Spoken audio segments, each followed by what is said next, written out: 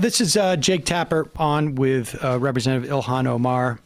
I don't know what percentage now of the Republican caucus in Congress it refers to Ilhan Omar as a member of the Jihad Squad, because, of course, she is Muslim. And so funny. So funny. It is the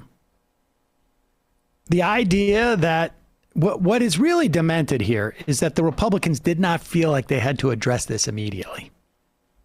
Like, they did not feel that this was going to cost them anything with their voters whatsoever. And they're right. Now, apparently, Kevin McCarthy, I don't know, did he say something? Did he even address it at all? But here is Ilhan Omar responding to Jake Tapper, asking her about the situation.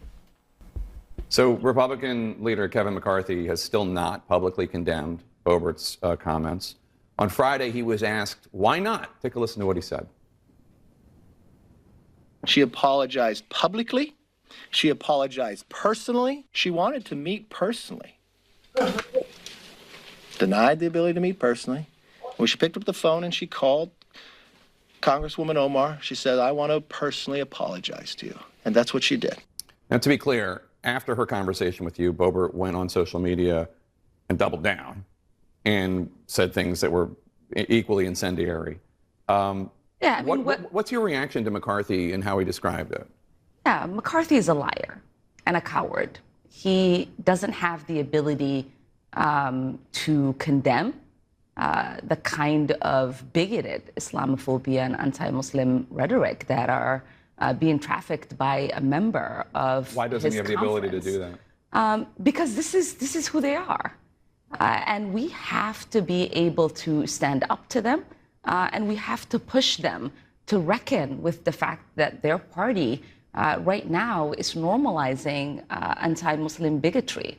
We should point out that there are some members of the Republican House Caucus, Nancy Mace, Tom Reed, Adam Kinzinger, Fred Upton, I believe, reached out to you, who have condemned the remarks. But that's 4 out of hundreds. Most of the House... And they are being attacked. They're being attacked for condemning it, which tells you that their conference condones this. And that's why it's dangerous, because people across the world, not just in the United States, are seeing this, and they are worried. As you know, Islamophobia is on the rise. And as many people have reached out to me about my safety, I remind them that this isn't about me. This is about all of the young girls across this country who wear the hijab so proudly, who are afraid for their lives. I mean, it is pretty amazing that Jake Tapper, feels like he has to even mention the 4 that did it. And how many of those 4 are resigning? At least 1, right? Yeah. Or not up for re-election? Upton? Is it 2 or is it 1?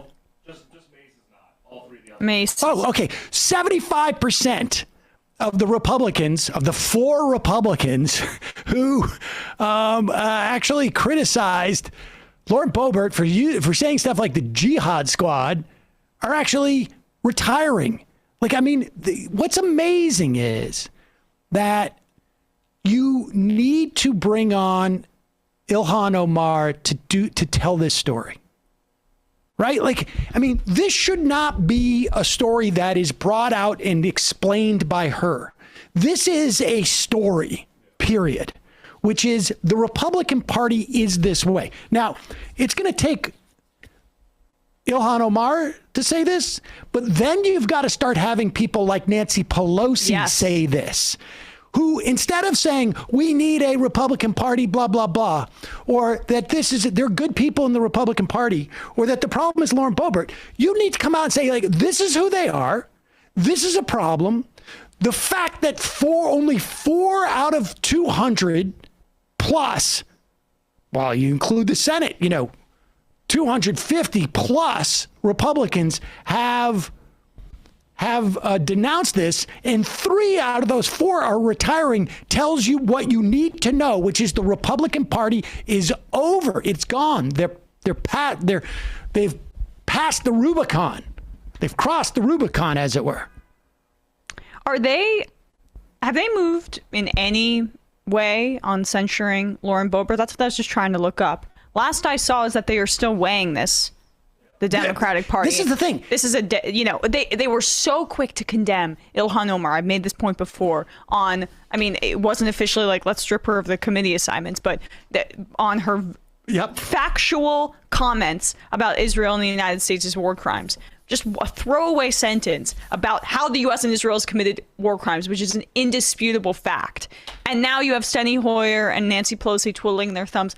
I don't know. Should there be any tangible consequences for Lauren Boebert? And you understand, like, right? You send out Ilhan Omar, and I mean, nobody's sending her out. She's doing it on her own. But when she becomes the face of this in terms of responding, it makes it immediately like a she said type of situation, as opposed to A, other Democratic leaders, and B, just the media itself doing this story. Like, what's going on with the Republican Party that they can get up there and say jihad squad, and no member of the Republican Party but one who is not elected member of the Republican Party who is not retiring, is willing to speak publicly about this. They are desperate not to contextualize it. That's why you get that throwaway line, I guess, from Jake Tapper there, even though he did